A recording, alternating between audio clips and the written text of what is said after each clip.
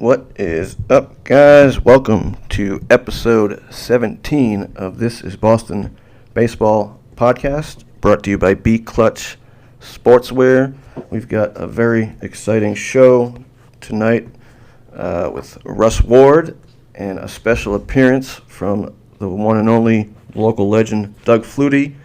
Kind of fitting that this is the 17th episode, considering tomorrow, the 17th, is St. Patty's Day. So happy early St. Patty's Day to everybody, and welcome. Of course, I am Dan Field. I'm joined with my co-host right above me here, Mr. Omar Ortiz. What's going on, buddy? What is up? How you doing? I am doing all right. You've been a busy man lately. Yeah, man. Nice hat. Thank you. Nice Getting into the spirit of St. Patty's Day.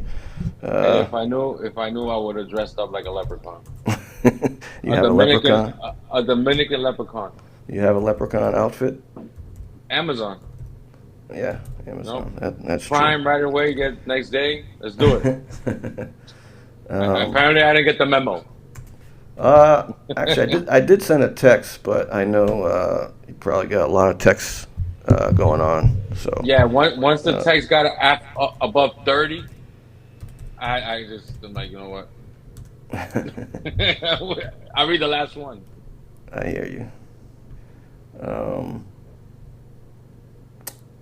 I just gotta make sure. Hold on, I'm not sure. I'm just checking Facebook, and I want to make sure. It's on Facebook. It's working. Okay, cool. Yeah. But yeah, One thing, everyone, please share the lives. Either you're on Facebook, Instagram, share the live. Let's get more people to watch this week. We have a good show. Live. Yeah, I'm very excited for tonight. A whole lot to talk about. Most people in the local Boston baseball scene knows or have heard of Russ Ward, and of course, everyone knows Doug Flutie. Russ has been playing baseball over 30 years, amateur ball. He's won 11 championships in the BMBL, and the Boston Wolfpack, the tournament team, a ridiculous 48 national championships, which is just insane. I know we have a lot to talk about, so we were going to bring him in right away. Are we ready for our special guest? Ladies and gentlemen, welcome to the show, Mr. Russell Ward. What is up, buddy? Looking great. What's up, boys? Festive. Love the sunglasses. I love it. I love it. I got the memo. You got the Hey, memo. at least somebody did, because Yeah, I got the memo. it got lost in the 100 other text messages. My apologies. Thanks for having me on, guys. Thanks for having me Oh, on. thank you for being on. Quite the legend in Boston baseball. Everyone knows Russ Ward, who's ever played against him, played with him. We've had the pleasure of being teammates in the Babel 45-plus league. We were opponents, for many years when you were on the Senators. And I like being your teammate a whole lot more. I like you better being your teammate. That's funny because a lot of people say that. But yeah, Every please. time I go to another team, everyone likes to be with me, but you don't like to play against me. Well, I mean, you're a winner, It is what it is, You're a winner. All you do is win. I think my teams win. It's not just me. It's a combination of a lot of good teams, a lot of good players, and it's not just one person. A true team player right there. But for those who don't know you, could you please, introduce yourself, give us a background? Okay. First of all, let me just say hi to my beautiful wife, Linda, my two Aw. kids, Jess and Kyle, and all the people that are watching, my friends, my teammates, everybody who's out there watching. I appreciate you coming out and watching the show. Hopefully it's good. It's not going to be a comedy act. This is about baseball, so. Hey, we could get funny with it. So Yeah. I hope so. It's So, all right. It's all right. my name's Russell Ward. I'm a 1979 graduate of North Reading High School under the great coach, legendary coach Frank Carey, North Reading High. He had over 700 wins in high school, so he's his own legend in himself. I was 1979 Boston Globe All-Scholastic, runner-up player of the year to, Sean O'Connor. I'm saying it, Sean, okay? To this day, he still busts my balls about it. So I went on to have a full scholarship at Eckerd College in Florida. Being 17, immature, and all that good stuff, I decided I was going to stay around home and stay with my girlfriend. I didn't want to leave, and stupid, immature things that you think of when you're 17. You know, I went to a junior college, Mass Bay Community College, and played under Mo Baloney there, and had a good junior college career, very good. And it's kind of strange because if I went to Eckerd, we'd play 130 games a year, you know, and it's been a whole different story in my whole career. I think it would have been a lot different. But I met my ex-wife at Mass Bay Community College. I had 2 beautiful children with her. I would never change a thing. It's funny how life brings you, and you know, you go different ways. You know, should I play college baseball and try to become pro? And, you know, that almost certain would have been my life if I had chosen that route. But I think... I'm sorry to cut you off. You think you would have had an opportunity to go pro? I definitely would have had an opportunity. I was that intense and wanted it that bad, but I guess I was just too immature, and you know, they'll come to me, and you know, the umpires I didn't get along with, and they were giving me a bad name. And what do you mean? Well, you know, no, I mean, every umpire loves you. They thought I was uncoachable, I guess. You know, that kind of crazy. Can we control them kind of thing, you know? And I think it was a problem.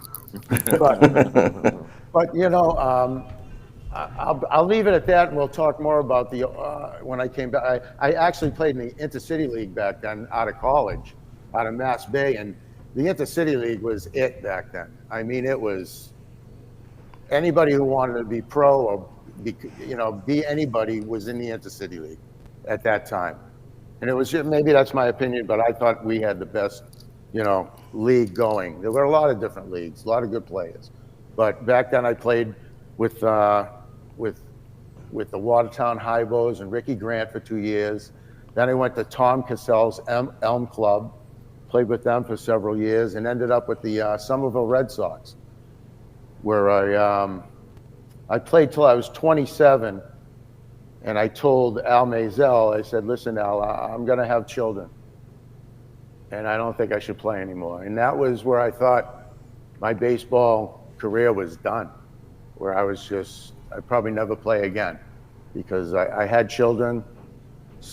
I worked 100 hours a week. I had my ex-wife stay home, you know, for 7 years so she could take care of the children, you know. So I didn't play baseball until after that 7 years. That's when I came into the over 30 baseball, and it was really Roy Hobbs back then. Peter Beck got me going in the over 30. Pete, you're out there, I know you are. He's the one that got me back involved. And it was Roy Hobbs at the time for the first couple of years in North Reading, and then we joined Al Maisel in Somerville, which was the MSBL. That's when we first started out in the over 30 league, and that was... No. What year was that? Let me think. I don't mean to call you out. No, we could check. I'm not positive what year that was, but I'm guessing in the late 80s, early 90s. Okay. You know, so that was before 400 hitters, so we couldn't even... It was before any kind of, there was no records being kept. Now, how was the competition back then? The competition was good and got better. It wasn't that good to begin with. And I was a little like, you know, I need better than this. I need something better. I don't mind coming down. I love the guys. We're having a good time, but I need a little better competition. And when we got into Somerville, it started to get better and better. Okay. You know, the teams started to create more and more teams. And as people get older, from the 18 and over to the 28 and over, you know, people move up, and the leagues get better as you move up. You know, it's not so much, you might lose some speed on a base path, or, you know, how hard the pitch is throwing, you know, but as you get older, those things tend to change. But the baseball is excellent. The people are smarter, you know, they're wiser.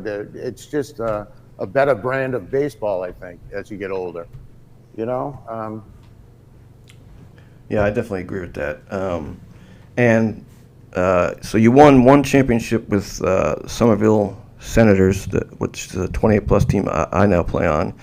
But you won 10 championships with the Metro Red Sox in the 38-plus. You guys pretty much dominated, for a decade. What was, I guess, because we played 1 year, I think, together at the Metro Red Sox. We didn't win when I was on the team, and we haven't won since as a franchise. Maybe I'm just cursed. But what was it about those teams that was I left. that was special? Yeah, you left. No, Yeah, I guess so. kidding. Right? No. I'm only kidding. No, we had a lot of great players come through that organization. You asked me what the favorite championship was. I mean, all the championships are great. I mean, how can you know, winning a championship is what you set out to do. It's your goal. And once you achieve that, it's like, you know, second place, they don't remember second place. You know, it's first place. And I think probably when I coached 2 years, you know, I was coach of the year and we won it when I was coaching. And you know, that's the hardest thing to do is coach a team and play. It's like, you know, you're up at bat, and I'm batting myself 8th and 9th, and I'm thinking about who's going to be warming up in the bullpen and who's pinch running, and here comes the pitch, and it's like, you know, it's not fun coaching a team and playing. Let's say that. It's a difficult task. Nope. Omar and I, yeah, we know that all very well. We've spoke about that a lot, on these shows. Yeah, it's a thankless position. You know, it's kind of a daycare. You're putting up with people. You're paying everyone's way. You know, it's everything combined. It's one of the toughest jobs. It is, and it's a thankless job. It's very difficult, and God bless you for doing it. For these guys, the DeAngelises and the Mike Powers and these guys that are having all these championships, that takes so much involvement in what they've done that people don't see behind the scenes, and they deserve all the credit in the world. You know, along with yourself, Omar. You know what I'm saying? All these teams you've coached. Yeah, thank you. Getting the guys together and being a unit and making sure they show up for the games. And, you know, you got 8 guys, you got 9 guys, and you know how it is. You know, I wasn't that type of player. I played on 4 different teams. I played in the Granite State League also. You know, I played in 120 games a year for 20 years. Oh, wow. After work.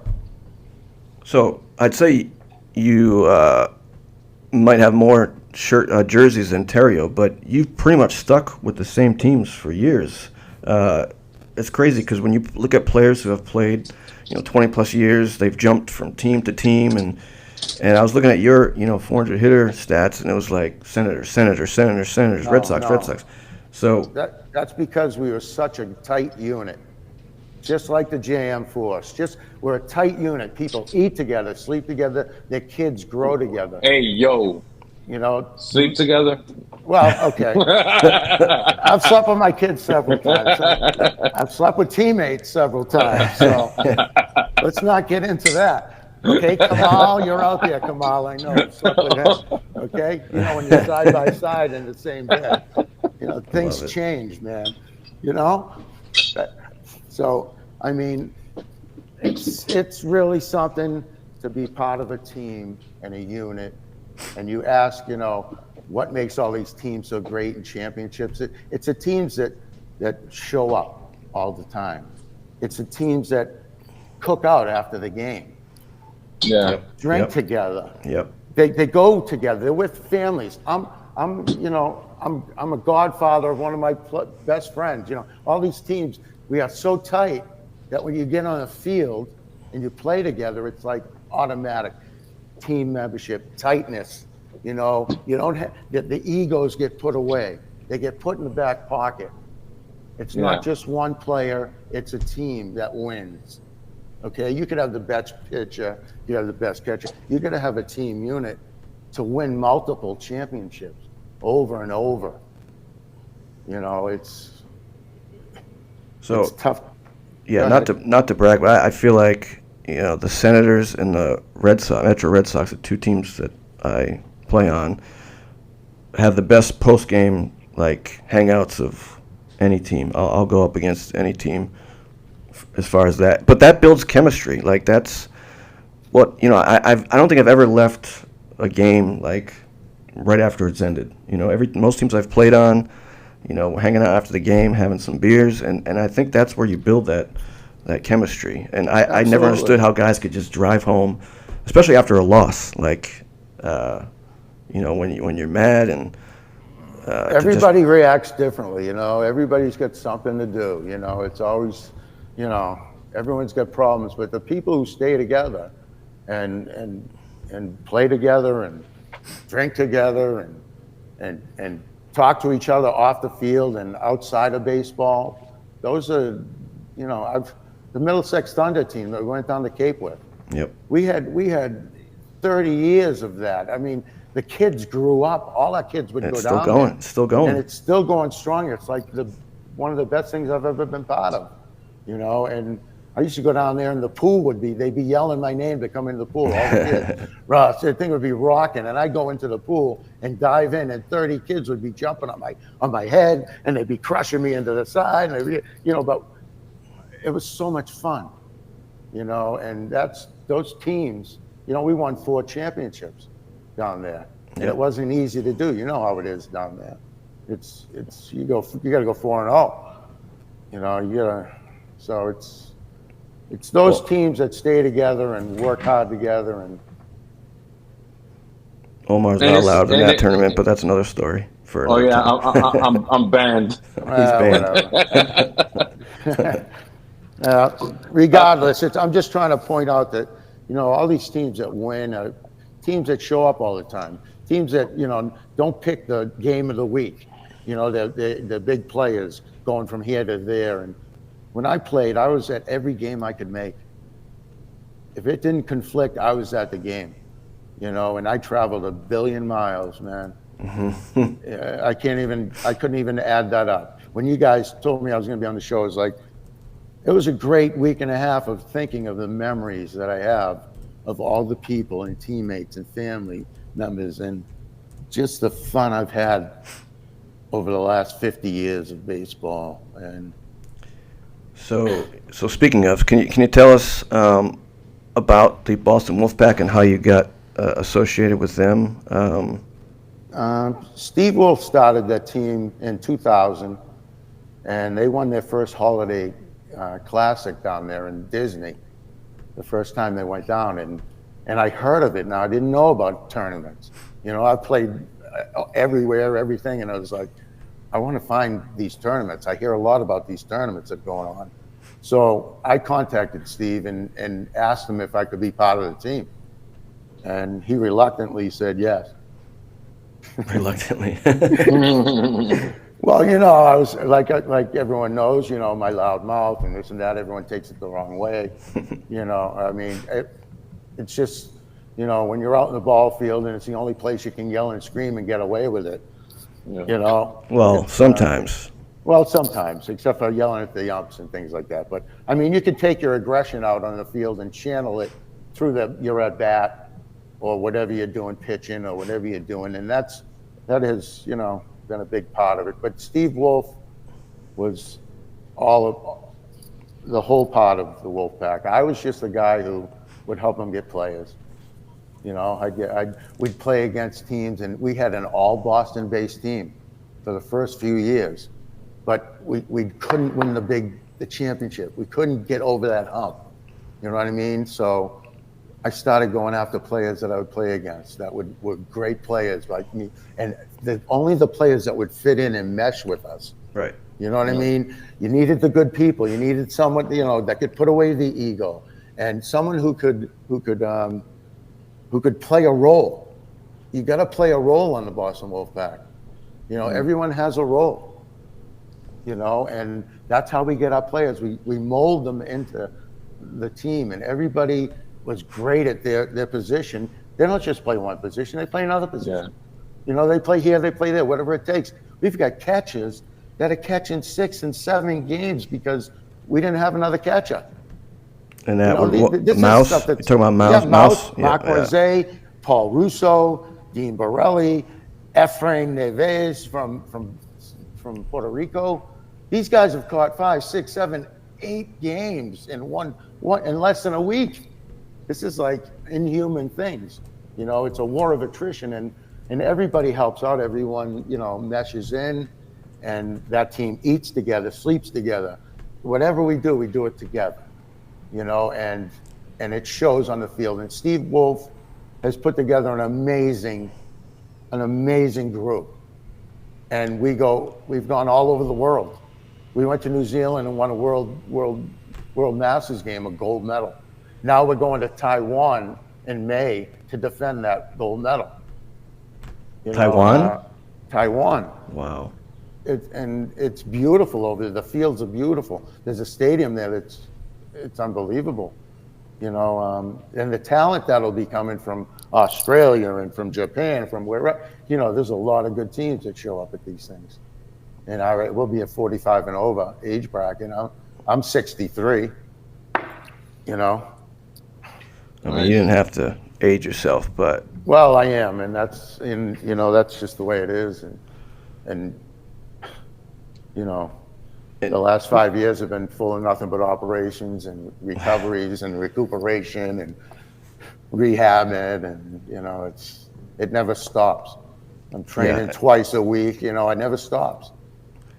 Yeah, I wanted to go into that a little bit later, but so you finally won that first championship. Did you ever think that you'd win 47 more after that? I mean, that's insane. It's just amazing, and we're blessed that we could play that long. As a group, no less. I mean, there's been a couple guys that have come and gone here and there, and they're all great guys.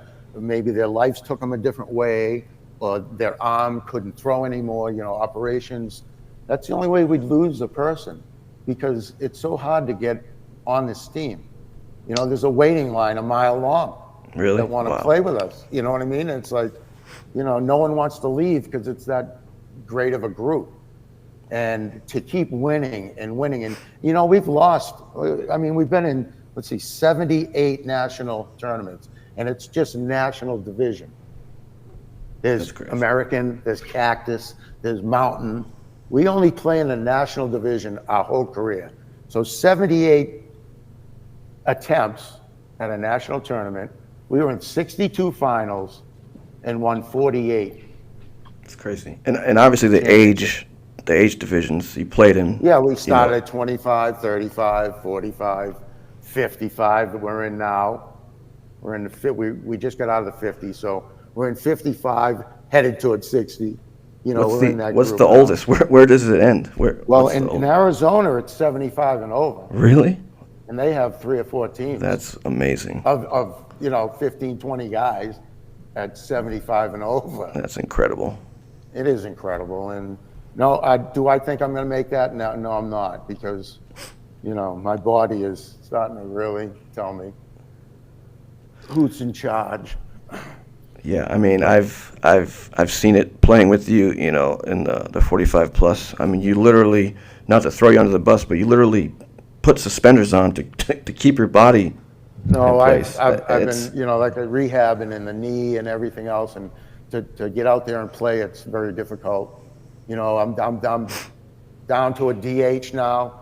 I don't play in the field much. I'm a backup infielder, and there's too many guys that are so much better and deserve to be at those positions. So, and that's another thing. In tournaments, it's an offensive team and a defensive team. You got an offense out there. These guys, some of them don't even hit because there's better hitters that'll hit for them. So, you have a whole offense and a whole defensive team. And that's when I was saying we only had 9, 10 Boston guys. Now we got guys from Florida. We got guys from California. We got 6 or 8 guys from Puerto Rico. We've got guys from all over the country playing for us. And that's what it takes to win championships. You bring up a good point because you stated at the beginning it was a bunch of Boston guys that started the Wolfpack, and now because we're going through that same transition as a Havoc, we're doing tournaments. We looked up to you guys because we saw what you guys were doing. We're like, one day Dickie invited me to play in a tournament in Puerto Rico, Yep. and I'm like, my guys need to experience this. So we started a travel team, and we started off with Boston players, but now, like 7 years later, now we're transitioning to Florida guys, California guys from all over the country. So this year's been tough because we don't know each other like that. Yeah. But at the end of the tournament, we're like, wow, if we knew each other, we would have dominated this tournament. So it's good to hear that you guys went through that transition as well. But and yeah, we had to. I mean, to excel at this level, like I said, we're in the national. Are you in the national too? Yeah. So at that level, we have 3 or 4 ex-pros on every team. Yeah. Everybody's got them. And before, way back when they didn't have rules and regulations, they used to fly the pitcher in that day. All the West Coast teams in Arizona, it's a 4-hour drive or a couple-hour flight. Next thing you know, you're facing an ex-major leaguer in the final, and you didn't see this guy all week. And I didn't mind it because I like beating those guys. Yeah. I like beating them, and a lot of my friends like beating them. So bring it on, But it wasn't fair, but he finally, the rules had to change. You had to show up 2 or 3 games during the week, So that's a good thing. I never understood paying players to go play in a tournament. Like, what are you gonna get? Okay. Hopefully a trophy, but is it worth it? When you say paying It's players, not worth it. it's not paying players, it's paying their hotel. It's paying their airfare. Yeah. It's paying their food. That stuff gets done, and it gets done with all these teams. It's a matter of how many in the team get it done for. I personally want to pay my own way, because if I do bad, I want it on my dime. Okay? I can't stand that where, someone else would pay, and there's way too much pressure. There's enough pressure as there is. You don't need extra pressure. Yeah. So a lot of these guys, especially from Puerto Rico, they couldn't even afford to come to these tournaments. They get their way taken care of. Next thing you know, now they're in the tournaments. Now they're playing for pride, and they're playing for the team, and it's, our team dinners are unbelievable. Everything is it's phenomenal what we're going through right now. And we're blessed, and I don't ever want it to end,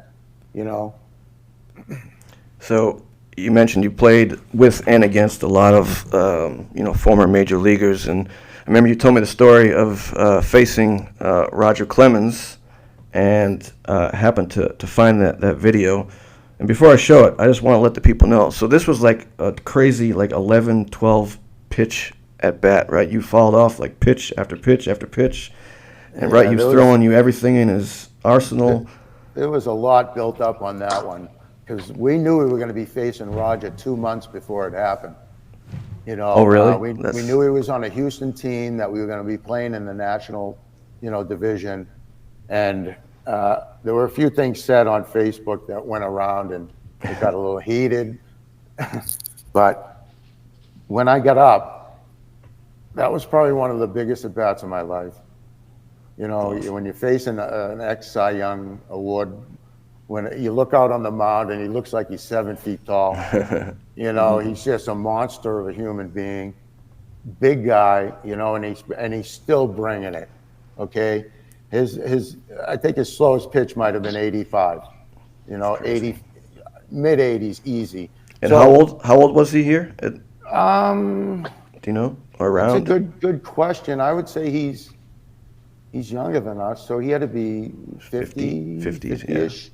He had a little beer gut going, but he was still, he came in on the golf cart. Everyone was crazy, and there was about 2,000 people watching this game. That's crazy. At Tempe Diablo Stadium in Arizona, and he got on the mound, and he his whole team and everyone else was saying how they're going to strike out 23 of a 24 Wolfpack batters, and I took offense to that. That's why it got heated. And right away, Mark Moise singles to right off him. Awesome. You know what I mean? It's like, oh yeah, well, here we go. So guys were going down in 3 pitches. Guys were fouling off. Guys, we weren't doing that great against them. Let's say that. And when I got up, I was so in tune to this at bat. It was like me and him, and it was like 2 months in the making. The whole thing just came to a head right there. And everything he threw at me, I wasn't going to let it get by me. I didn't care what it was. I was in that mode where it was like, first pitch was a 86 mile an hour slider for strike 1. Boom, I'm down 0-1, right? Next pitch is a splitter. I foul it off into the dugout. So I'm down 0-2. And then I fouled off 11 straight pitches. Yeah, it was crazy. And I won't show the whole video. You can check it out on YouTube. I think you just search Russ Ward, Roger Clemens. Russ Ward versus Roger Clemens. And I was so excited to watch it. And then the end was just like cut off. And who filmed it? Let's give him. My buddy Kamal Assar, who is a photographer, he was filming it. No, he did a great job until he got excited at the end.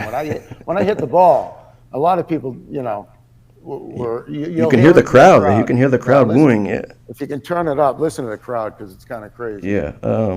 Let's watch it. Take a look. Let me see if I can turn up the volume first. This is after he kicked the rubber about 10 times, and he just wanted to. I could tell he just wanted to blow it by me. He just wanted me out of there. And don't blame me. I didn't film this, but the ending. All right, come on. Don't laugh, Rhino.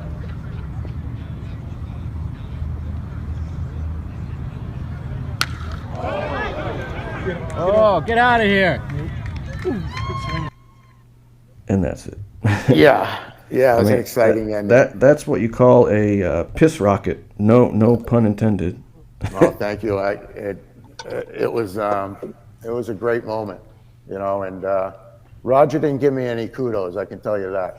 So did he know of you, do you think, going into? He didn't know me. Well, because it seems like you guys were talking shit. He might have knew that we were talking shit about it. Right. He might have. Yeah. I don't know what he was thinking, but I would imagine he didn't give 2 craps about me. He just wanted me out of there. I was taking up his time, but so now, if you look at that hit, it looked like you may have hit it out of the ballpark, but the truth is... I'd like to tell everybody that I hit it out, but it was caught running back at about 380 near the fence. It looked like it was going out. It wasn't a home run, but I'd like to tell everyone it was. You're still pissed on it. I did. I hit that ball very well. You did. That's all I can say. I just love it's a great memory I'll have for the rest of my life. So who are some other guys that people would know, MLB players that you played against? Omar mentioned he played against Omar Infante recently. Yeah. There's so many different players out there. Yeah. On my team alone, we have hard-hitting Mark Whitten. We have Mike Smith. We have Dean Borelli. We have these are guys that were some AAA, some more. Some, Mark Whitten hit 4 home runs in 1 game. Wow. I've played against Kyle Crawford. I've played against, the list is by not 20 or 30, but 40 or 50 ex-pros. So I could keep going down the line. Danny Jackson, Bruce Montgomery, and on. Kevin Seitzer, and it goes. It's just so many, Ozzie Virgil Jr. way back, and it's great to play with all these ex-pros and listen to them and get their advice. And it's a whole different atmosphere. And some of these guys look at us and say, "What the hell are you guys doing?" They come in the second or third day and they can't even walk. We're playing double headers every day, and playing on the weeks we're playing 8-9 games in a week. These guys are going, "What the hell are you guys doing?" I don't want to do that. They don't even want to do it, because they're not used to that kind of thing. Some of them go home, they never come back, and that's the truth. It's a lot of baseball. It's a lot of baseball, and they don't know what they're in for. And it's 9 innings. All 9-inning games. Oh, yes. It's that's brutal. Crazy. It's especially when it's hot. You're in Vegas or Arizona, it's 105, and you got a catcher for a doubleheader. It's a war of attrition, boys. And you asked me about comparison to the local leagues. I was just going to ask. Yeah. in comparison to the local leagues, there's a lot of good teams and a lot of good players at home. I wish we could get Boston guys going to these tournaments. I wish that they had the money to do it. It's a big thing to spend all the money and everything. There's nothing like these tournaments. Thank you. I would rather play in the tournaments than play in the league at home. And Yes. that's what I'm doing now. I am maybe playing one league and train for the tournaments. Because Amen. it's you know, people don't show up at home. You got 8 or 9 guys. You got this. You got that. It's brutal. And guess what? In the tournaments, everyone's there. Everyone shows up. We play the best ball in the country. The guys from around the country are the best of the best, especially in the national division. You know, you got 25 guys on a team, and every one of them is an all-star. It's crazy. Every game is 3-2, 4-3, 5-4, and it goes all the way to the 9th inning. And every game is like that. It's like something you've never been part of before. Okay, and that's why I have been chasing this ring since 2000. I've got 19 rings. Yeah, I was happy just to get one. Well, believe me, it took a long time to get that first ring. I didn't think I was ever going to get it. But it's like, you know, once, like I said, we get the good guys on the team. You get good teams together, and you get a unit, and you start playing, and you start beating these big teams and the ex-pros and everything, and things start happening, and people want to come and play. They want to be part of this, you know. Just like Omar's saying, once you get a taste of it, there's no looking back. So I play in the league to stay in shape. That's it. So are teams just gunning for you guys every tournament? I mean, most teams must know who you guys are. I mean, you've won so many championships. I have to imagine teams are just like telling themselves, we got to beat the Wolfpack. We have teams that are jumping divisions because of us. Really? They want to go win. They go in the American division. So that's the less competitive. And a lot of teams are doing that. And we call those sandbaggers. You know, well, that's what they are. They don't want to play against us. But there are a lot of teams that do want to beat us. A ton of teams that want to beat us. We got a bullseye on our back. You know what I mean?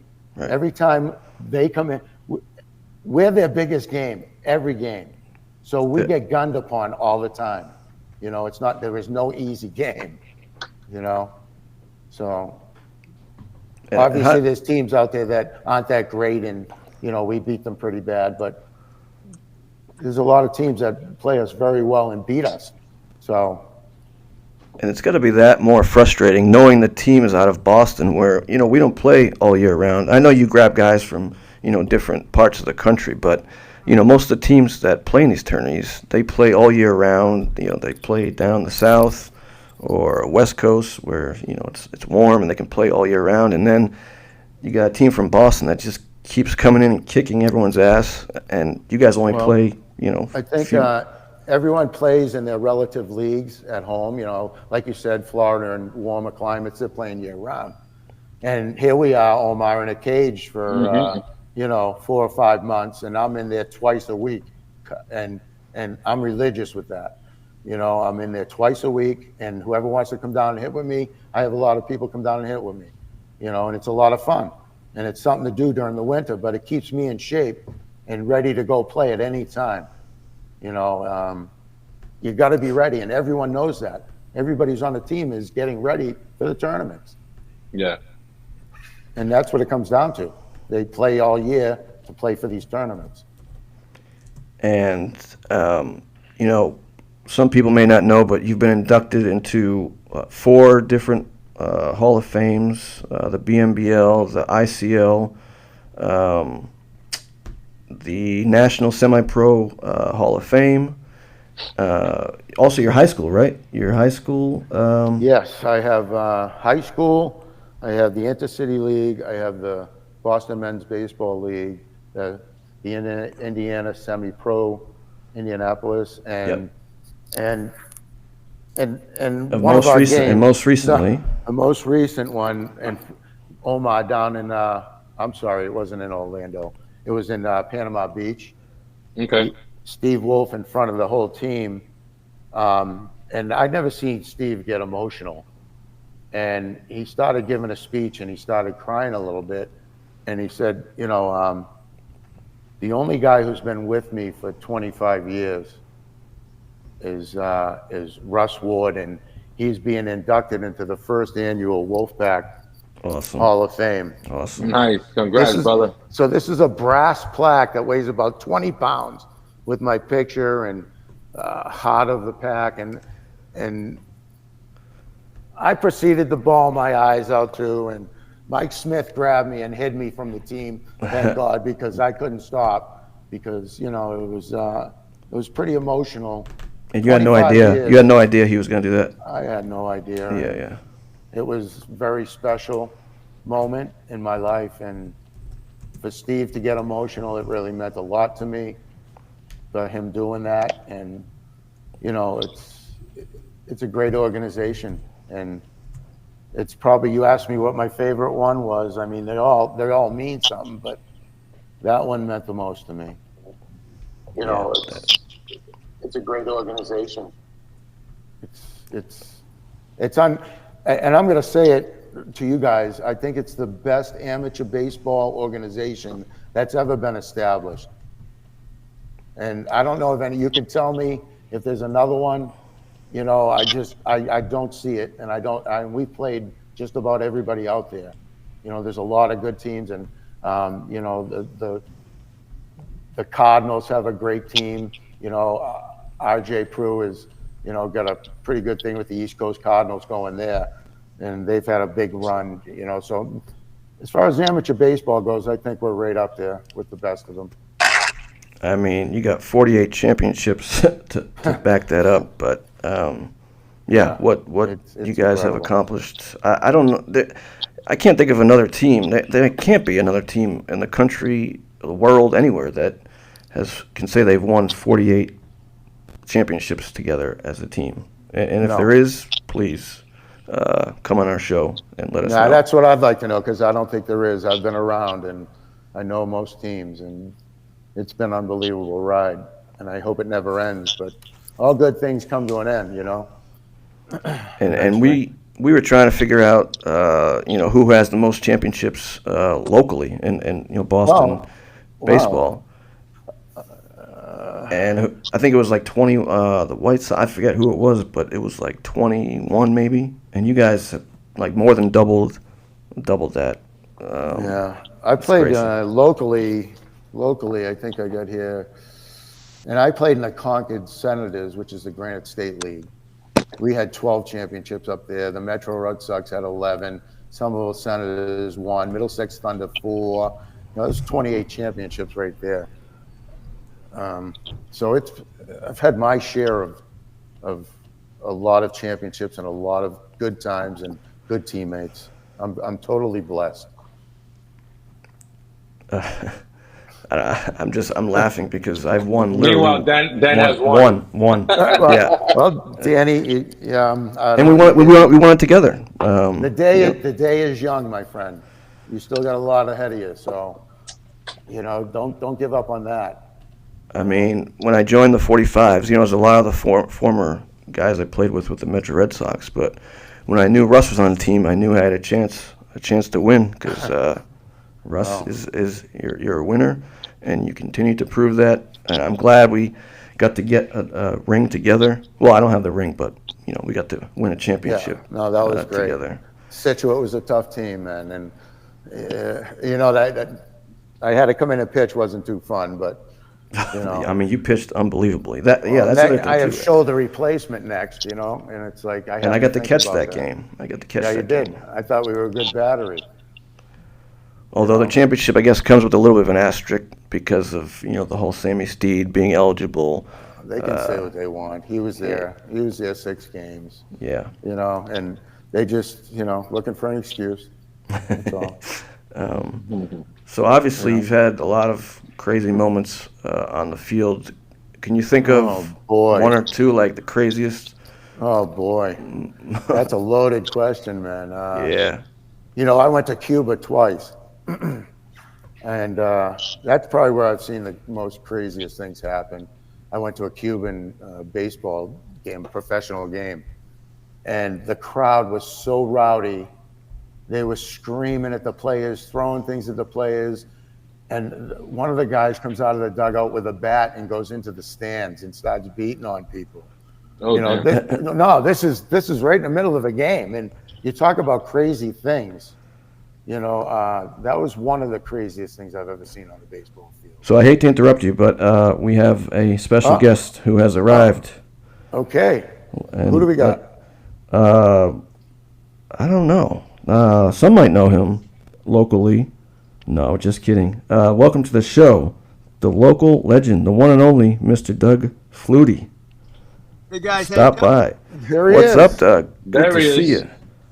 just got Thanks. out of.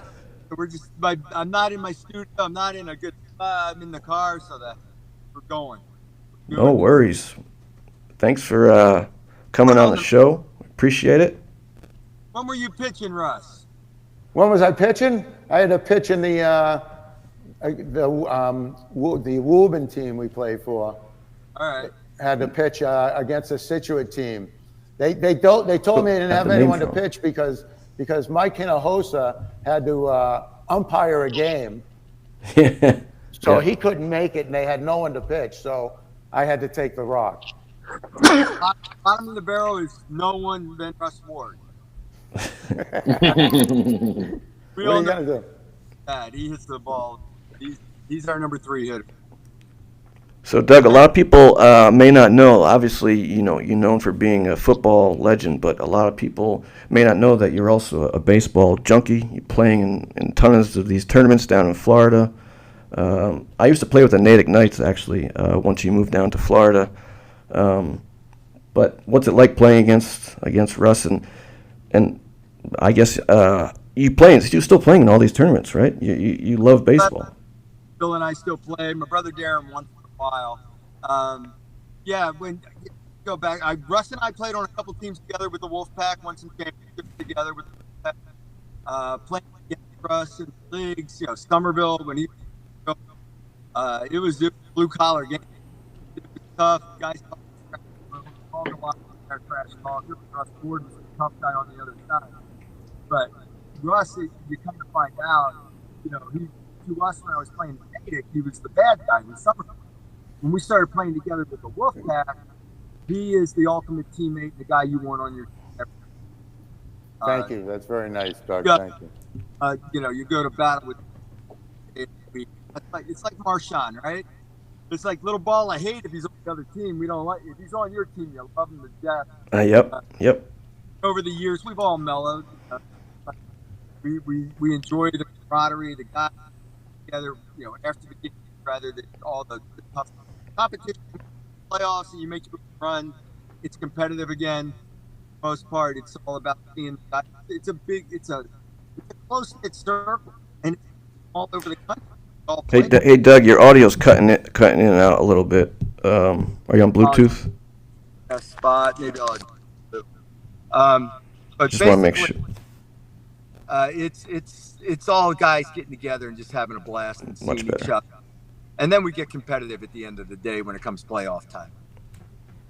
Yeah, and I don't know if you saw, I'm wearing my Muskrats shirt. I know you're close with Mike Smith, and actually we wanted to get you on the show for your own episode, but this is just as good. We'll take it. Yeah, I got to play a couple games with you with the Natick Knights. Between you and Russ, I don't know who's more competitive on the field. I mean, nobody wants to win more than you two guys, and it was a pleasure. I'm still playing with Russ, but got to play a couple games with you, and it was Doug fantastic. never stops, and Doug's known for a lot of different things, but I think Doug should be known for all the charity and what he's raised and the awareness for autism.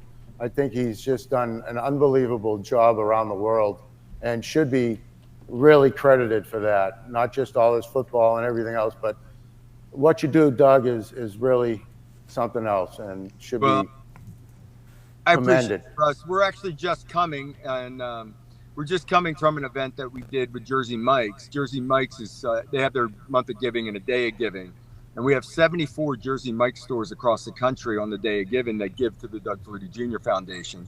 Wow. And last year, it came out to $1 million in one day. That was great. Wow. Wow. That's wow. unbelievable. Really, Well, God bless you for that, Doug. Really. Yeah, that's awesome. And I love Jersey Mike's. Oh, It's delicious. They just had this was all, we got to get involved in this. They had big Jersey Mike's convention type thing, and they had stores from across the country and their top 3 people that make subs, and they were doing it for time, and they had like their world championship in time. They had to make an Italian sub for quality and for time, and they got like 5 judges. It was hilarious, and it was awesome. Oh, man. That's funny. Anyway, what did the Massachusetts team came in 3rd? Which team? What was it? What city, Laura? Methuen, Mass. Oh, Methuen. Hey, it's right down the street from my house. Hi, There you Laurie. go. Yeah, right down the street. Yeah. I heard you I say love Laurie. I love their steak and cheese. I'm with you there. Anyway, Yeah, I think Omar, you guys met at the sandwich shop down in Florida, right? This past tournament. You At said a brief Publix, hello. yeah. Yeah, at Publix. Yeah. Publix. We're in between games. We'll get some I tell you what, that Publix had their act together with their sub shop. It's phenomenal. They did all right there. Doug- When you're in Florida and you want a good sub, go down to Publix. Yeah. Well, now you got to go to Jersey Mike's. So. No, you got Jersey Mike's too. How's your knee feeling? A little better now? It was trash. Actually, I played a little bit in the playoff game. The next game, Yeah. I don't know. It's time for a knee replacement. I'm going to get checked out on Tuesday. Start the process towards getting the left knee replaced. I hear that. It's just time. You were walking off the field, and I'm like, I don't know if you heard me. I'm like, oh, that Nugenic stuff isn't working, man. And,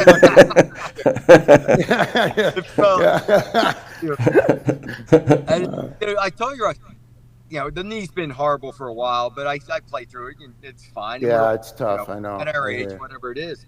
But then all of a sudden, I'm standing there at second base between pitches, and from one pitch to the next, all of a sudden I couldn't move.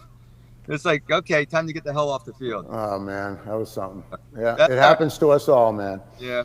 Yeah. Yeah, Russ has a couple doctors. If you need, I'm sure you have I'm sure you have probably better doctors, but I have the best physical therapist in Bob Warden, Plastow Physical Therapy. He's the best. He's kept me together for 40 years. It's amazing. And we love to play so much. Yeah. That we fight through the pain and we fight through all that, and we just love to be on the field and competing. And I know you mostly hit now, Russ, and up there and you still rip. We still talk about that. What was it, July 4th tournament down the Cape? Yeah. Oh, that's Labor Day. Labor Day. Yeah. Yep. Labor Day when we were facing the Orioles. Yeah, Bouchette. Yeah, we were facing them, and I hit a double off. It was who was the big pitcher? It was a pro guy. I don't remember his Sorry. name. All I know is I scrapped to get on base ahead of Russ. I'm not a hitter. I just kind of get on base somehow. And Russ, with 2 strikes, rips one down the left field corner, clears the bases to tie it, and then we win it. And Yeah, that was a big win down the Cape. Yeah, that was fun. That was fun, Doug. I appreciate you being with us. That was fun. This is all about. I mean, we've played this for 20 years now, or I have. I know you've gone even longer than that. And those 1 or 2, mostly about the guys and the clubhouse and stuff, being in the dugout with the guys and all that. But there's a couple of moments here and there that pop up along the way that just make it all worthwhile. That was one of them. I remember one where my brother Darren hit a 2-out, 3-run homer to tie it in the bottom of the 9th in a elimination game. Things like that. Yeah, you remember those things forever. You really do. It's a blast. You're lucky and blessed you could play with your brothers, What was really cool is when the last time we did it was just about a year ago, and we were down in Vieira, Florida, and Billy's over there at third. I'm playing short, and Darren was playing second. That's great. And of course, we got Paul Galani over at first. Starting fights for the other That's team. a whole Natick team there. Pretty much. Yeah. Pretty much. So speaking of the Natick team, I hate to put you on the spot, Doug, but I get this literally every time I tell people that I've played with the Natick Knights. They lead with this question: Why don't the Knights ever post their strikeouts? Because when I started playing with them and I started putting the stats in for us, I was told Knights don't enter strikeouts. And I heard a rumor that was a Doug Flutie thing. I probably am one of the guys that strikes out the lead. I don't hit the ball out of the infield. It's true. That's true. I don't hit the ball out of the infield, but I won't strike out. You don't have to. You hit it to short, you beat it out. I have no idea. I was never about putting all the stats in and all that. I just showed up and played. So I don't know who was. I know my sister Denise kept the book for us the majority of the time, so it's all somewhere. Okay. And it could have been put in, but I don't think anybody. I don't know that we really took the time to put things in on a web page. Yeah. A lot of stats didn't get done early. That people don't have any idea. You know what happened in the Boston League. All I know is I'm a better hitter at 62 years old than I was at 24 years old. It's crazy. That's the beauty of baseball. Like, when I started playing in the league, like I said, I rolled over, hit ground balls all the time, and I was fortunate enough to be fast. I could beat some out, so I batted like over 300 the first year or two, and then each year I started. Billy got with my brother Bill, who's a real good hitter. Start learning to actually swing the bat correctly and hit line drives once in a while, and it's amazing that at a young age how little you know. You're just an athlete and playing ball, and then later on in life you're learning. Shoot, I wish I knew this stuff when I was 25. No kidding. Yeah. That is the beauty of baseball. It is crazy how you feel like you get better with age. And I'm impressed that you guys are still going strong. It's an inspiration for me to keep playing. I'm 46, Omar's 43. So to see guys like you. Got a ways to go. When I started playing ball, I was like, if I could do this till I'm 50, I'll be happy. And now here I am at 62, playing. Now we're senior citizens now. Yeah.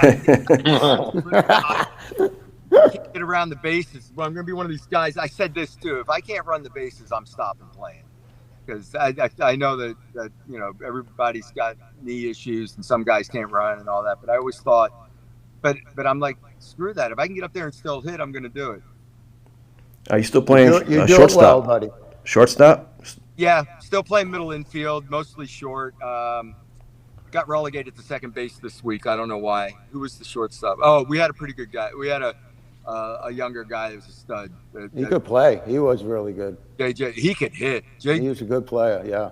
He's a real good player. Yeah. He's from New York. We stole a couple of Albany Yankees. You see what I mean, Omar? You got to go get people from everywhere. You know what I mean? We're trying. Omar's from New York. Larry Hengel. Mike, that's a player you want. Yeah, Mike Smith and my brother Bill are the recruiters. They go out and try to put championship teams together. I love Mike. For the most part, I like just playing with my guys, and if we get beat, we get beat. But Billy likes to make it to the finals, and Mike wants to win a championship, so he's out there recruiting all the time. Of course. Yeah, Mike is who we just beat, Russ and I, in the 45-plus finals. Yeah, I had Mike throwing his helmet. He wasn't too happy with me. Yeah, he made the last out. Didn't he strike out to end the end? Yeah, he whipped the helmet so hard. Yeah, he was not. I felt bad. And I've never seen him get mad ever. Where did you guys play? Where was the game? That was at Linfield. The last game you're talking about? Situate, yeah. Situate, right? Yeah, Situate High that's School. Sammy pitch. I'll have to give Mike's probably listening in. I'll have to give him a hard time. Yeah, I told him to watch. I also told him I was going to wear the shirt for him. He's still pissed The at me. Muskrats. So, Doug, does everyone just come to those competitions to try and beat the Wolfpack? Is that everyone's goal? Pretty much. Everybody knows that they're the team to beat. Wolfie, we talk about recruiting. Wolfie got his guys together early, and then every year had his eyes open for guys to come over and play with him. And he's constantly looking to upgrade his team. And it's the core group's the same that has made it through for the last 20, 30 years, whatever the Wolfpack's been doing. Oh, he is on. Everybody knows they're the team to beat. And I played a few years with the Wolfpack. What bothered me was if I played, we won 16-2. If I sat the bench and didn't play, we won 16-2. It didn't matter. It was this team's good. We're 4 deep at every position, and guys. It is. It really is. Scrap and claw and try to fight to knock them off. Yeah, that's Doug, and that's what happens. That's Doug in him. That's the just wanting to win. That's the way it is. And he'll go play with his brothers, and he'll come beat us. That's what he wants to do, and that's a good thing, man. That's what we need, actually. We need more of that. Yeah, we need. I still, Russ, to this day, I still love playing with the guys that, like, you've been playing with the Wolfpack guys for a long, long time, and you all know each other, and you hang. And that's those. Even if it's a mediocre team, I want to play with my guys. Give me my Natick. Give me Galani. Probably hadn't touched the bat in 5 years. Yeah. But it's like, what? If Paul can get here and play first, Paul's playing first. Yep. That's just the way it is. Yeah. And that's just, I don't know. That's my approach to it. And if I have to go throw 106 innings all week because we don't have any arms, that's the way it goes. I've seen you do it. So, Doug, going back to football for 1 second, I was asked to ask you this. One of my good buddy's wives, her grandfather was the equipment manager when you were on the Patriots. And I guess he's getting inducted into some Hall of Fame. George Luongo. Oh, yeah. Yeah, no doubt about it. Yes. Yeah. Oh, that's fantastic. Yeah, she wanted me to ask. I crossed paths with a couple of my former equipment guys. Woody up in Buffalo. I just saw him not long ago when I was visiting in Buffalo. Those guys are instrumental, and they last forever, and they're there for 40, 50 years, and go from generation to generation, and they're such a big integral part of it. All the little stupid stuff that comes up in a game, and they're on the spot. They got their, if a chin strap goes, if a face mask goes, if somebody forgets what, they're always right there. Deflating a football. Deflating footballs, absolutely. Getting the video of the other team's signals, whatever it takes. Yeah, whatever it takes. Yeah. I had a conversation tonight about that, the deflating the balls and Tom and all that. When they put the air back in the footballs, he threw it much better in the second half than he did in the first. Oh yeah. They talk about that all the time. Like, ridiculous. The whole thing was they can absurd. They'll talk about. The whole thing was absurd. So did you know that Russ recently got inducted into the Wolfpack Hall of Fame, the first member? Show him the plaque. There it is, Doug. Attaboy, Russ. Solid brass from Wolfie with my picture and everything. How great is Steve Wolf? You know what? Congratulations on it. Thank you. That Wolfie has put that team together and for years done what he's done. Wolfie is one of a kind. That's just amazing. One of a kind. The time and effort he's spent on this team and putting it together and keeping it running. We couldn't do it without him, and everybody is so gracious and thankful to him. Yeah. And you've been and I don't want to belittle the fact that you went to Hall of Fame there, because Russ has been a power hitter for years and hit the ball better than anybody in this league for years and years and years. And it doesn't matter how old he is, he's still going to rip, especially when he goes to right center.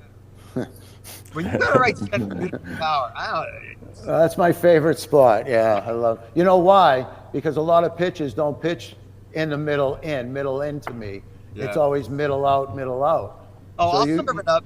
How about the day that we couldn't get anybody out, and I'm on the mound, and Russ comes to bat, and he goes, "I got you, Doug." Yeah, exactly. I remember this. This was bases loaded, 1 out, and he just hits a nice hard ground ball to short. We double play. The hell off the field. Thank you, Russ. I did, and I did. I'm not saying I did it on purpose, but and he did it on purpose. Felt for you. It was one of those days. Yeah. Well, it's always been a pleasure, Doug. I appreciate you coming on, man. Not a problem. That's the beauty of baseball. So many great stories. Yeah, just unbelievable. Steve Houston, these are the you want to hear a good story about Steve Houston? Well, I was going to go first. He pitched 18 innings, doubleheader, front and back, both games, 18 innings. Beat us 1-0. Wait, wasn't his arm hurting? I didn't even think. This is back. Born. All right. I was going to say. When he was on my team several years, and one time he was it was about 102 out, and he was hurting. His arm was hurting, and he wanted to pitch, so he took a few pills and swinged them down with like half a gallon of water. And he's out there at second base because he just hit a single or a double. And they look up, and there he is, projectile vomiting all over the shortstop and the infield at least 3 or 4 times, right? and a guy comes out with a rake and he's raking in the bupe in the infield, Oh, like it was nothing happening out there. It was something to remember. I can tell you that. Yeah, he's saying he's paying the price now, and he can't even really throw. He throws left-handed. Where we warm up. No, Right? I feel Poor sorry guy. for him. Yeah. Yeah, this called is, giving your arm to the game. I've done it. I gave my arm. You've also, given everything. and I had rotator cuff, labrum, bicep tendon, all at once. And the guy said you'll never throw again, and blah blah blah. So, and I pitched that game, this year. I mean, I'll pitch when I have to, but I don't need shoulder replacement. I have to paint for a living. So, No doubt. Just are you hire gonna people do? to do it. you can't. They aren't out there. There's no one out there. Yeah. No, that's So, Dougie, any other crazy stories about Russ that we should know of? I know there's a lot of them. Well, just this, that Russ grew up with a rough childhood. He's one of those tough guys out of Somerville. I actually grew up in North Reading, but I did play a Close lot in enough. Somerville. Close enough. Somerville. But he was the tough guy. He had that background, and getting to know Russ on the baseball field has been a joy. It's been a blast. Just seeing his leadership with his team, but also he's one of those teammates you just love to have on your side that fights his tail off. And when we were across from each other and I didn't know Russ, I had a little attitude about him. I'm like, asshole, it's short. Me too. Him and I almost fought. But you get to know, it's been awesome. It's been great. Yeah. Thank you, Doug. Thank you very much. All right. Appreciate you coming. Yeah, thank you so much, Doug. All right, guys, take care. Keep playing. Don't give it up. You too. Say hi to Laurie. We got to get an over 75 league. We go back to the little league diamond once we hit a certain age. It's time to golf, Doug. We're going to golf now. We deserve go. it. That sounds do. better. You All do. right, take care, guys. Good Thank you, talking. Doug. Have a Take good care, night. Doug. Bye. Good night. Awesome. Wow. Yeah, he's a great guy, man. That was nice of him. Yeah, Come along. that's great. Good guy. Good stuff. Good stuff. Well, I gotta fix my. Omar, you're so quiet tonight. That's No, 'cause it's just we've been shooting our mouths off. He hasn't had a chance. Yeah, I know. You know? You got questions I'll tell for you a him? story about Puerto Rico when we were in Puerto Rico playing a lot. I'd go there with the New England team, Bandits, just like you went with Dickie Pacino. I used to go back when we first started. It was like 2001 to like 2011. I went with the Bandits, every year. And one time we were playing in one of the stadiums there, and I didn't get the hit to bring in the run that I needed to, and I went up into the tunnel and I dismantled this water fountain. I mean, I was beating the shit out of it. I'm kicking it and I'm punching it and I'm banging it, and pieces are flying off it, right? And it's echoing out onto the field, and I had no idea this was happening, right? And by the time I got through with it, I walk out to the field, the umpires, the other team, and everybody are just looking down the tunnel at me. Like, what the hell are you doing down there? It was so strange. But there's been a lot of moments like that where I've, gone in and beat up my bag with my bat, or, you see Ortiz and these guys doing stuff like that. I mean, I just thought of the Ortiz. You want to get that win and run. You want to get that big hit. You want to do it. And when I didn't do it, I got upset because, when I was young, my father used to do this to me, guys. Oh yeah. DJ. There's a lot. Yep. You stink. Just like that. Okay? In front of all the parents and everybody else, on the field. And I was so humiliated, and I always wanted to do better because of my father. It was he was a tough one to please, let's say that. So Speaking of Puerto Rico, we seen we went back there this year. The first tournament I played was with Dickie. I was 30. Yeah, it was 13 years ago, and we went this year finally again. And we saw a pitcher hit the batter in the face, and the guy started bleeding out the nose. Oh. The other, it gets worse.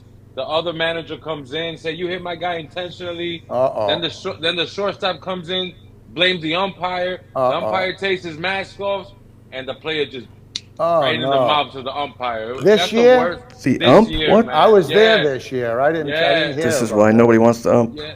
He hit him right in the nose, and his Wow. mouth was like. I felt bad because there's no need for that in the game. You No, know, that's terrible. these guys are human. They're gonna make mistakes. You know, I Like, mean, they should never mean- let him back in another tournament ever. and I disagree with Richie, the one who ran the tournament. Yeah. He just got rid of the manager. You That's suspend that whole Rosenblum. team. Yeah, Richie you Rosenblum, yeah. Yeah, get rid of that whole team because they were instigating the whole They should thing. be expelled from the Yeah. Get whole them out of tournament. here. Yes, Get that's them out of here. That's Absolutely. safety. that's crazy. You don't see that very much, but when I've it happens, never seen it. I've that's never what seen should be done. You know, they can't allow that.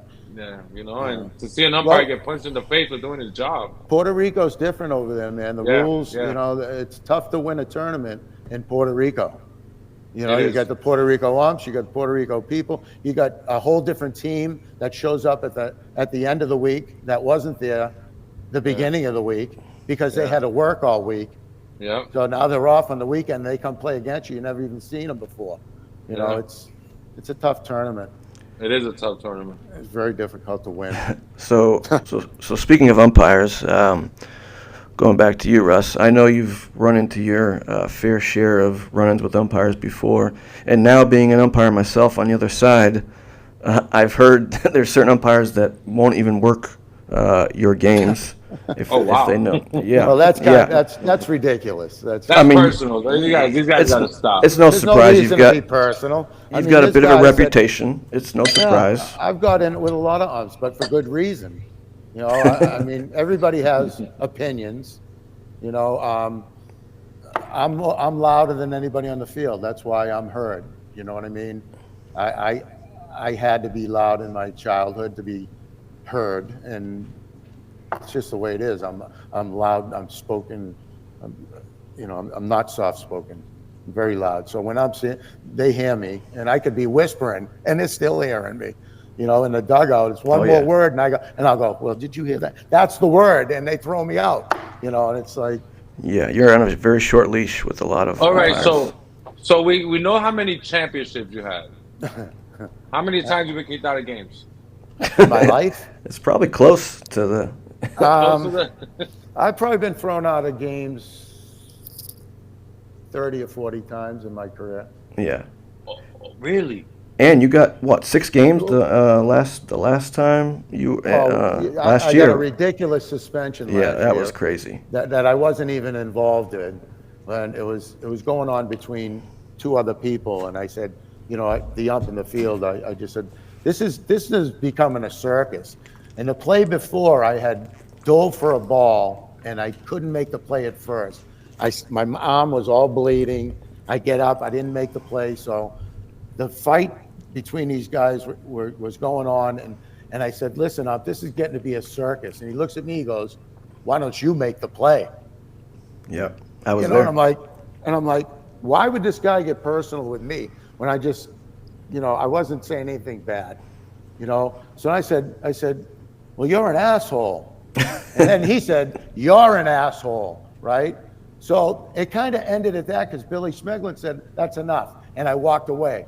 And I said, why don't you guys just, I guess you guys are going to run to the parking lot after the game like most umps do. That was my last words. Next thing you know, I get a call from Billy Smeglin saying, you've been suspended for 6 games. 6 games. For trying to go beat up the ump in the parking lot. I'm like, I was in the dugout with the team after the game. Who said I was in the parking lot trying to beat up an ump? It was totally made up. And they tried to throw me out of the game for six games. That's like half a year. You know what I mean? And I didn't do a thing. Well, it's because your name is Russ Ward. Well, and what did they do? They suspended me for 2 games without even calling me on the phone and asking me my side of the story. So, you know, that's the Harrington League for you. What are you going to do? What can you do? And I don't know if you know, we got Mike Hanosa coming on a couple weeks to talk is he? about the umpire. Yeah, talk about the umpire great. He's side a of great guy. baseball. Great guy, yeah. So yeah, I mean, he's been doing it for a while, and I'm He's sure he great. can talk more about your reputation with the umpires. But Well- but what do you want people to know about you? Obviously you have a reputation on the field for being loud, and what do you want Well, people to know about I think just Russ like Ward? what Doug just came in and talked about, that when I'm on your team, I'm your best teammate you'll ever have. Every one of my teammates is one of my best friends. They become my best friends automatically. And I go to war for my teammates. I will do anything for my teammates. I yell and loud, but when I'm yelling and I'm screaming for my team. I'm screaming for my teammates. I'm not screaming at the other team. I'm not saying, hey, you're a punk or you stink or, hey, let's go, Rue, let's this. And I'm always positive. I'm a positive player. Okay, I'm not a negative player. I am loud. I like to be loud. I like to scream. I like to whistle. I like to have a good time on the baseball field. And a lot of people take that the wrong way. Yep. They take it personally. They say, I hate that. He's so loud. He's an asshole. He don't shut up. I'm into the game from when it starts until when it stops. Whether we're losing, and take, for instance, we're in Arizona. We're in the finals of the 60s. We're down 14-1 in the second inning. I start screaming in the dugout at my guys. This game is not over. You guys gotta go, boom, boom, boom, boom, boom, boom, boom, boom. I'm yelling, screaming, pick away. Each inning we get 2 runs, 3 runs. Comes down to the 9th inning. We're down 6 runs still. I'm still screaming at these guys. Boom, bang, boom, boom. We win the game 15-14.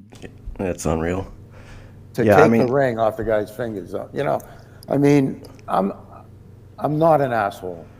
I mean, I can attest to all of that. As someone who's played against you and now as your teammate, I appreciate guys like you that motivate. There's nothing worse than being on a team where there's no talk in the dugout. Everyone's just kind of silent. I can't have it that way. I mean, Yeah. I was bred that way in high school. You got to have noise. You got to be positive. You got to be for your teammate. You got to help him out. Everything was positive. Everything was for the team. Yep. It's all about the team, guys. It's not individuals. You start picking individuals, and you go into a team, and these individuals think they're gonna win the game for you. It's not about that.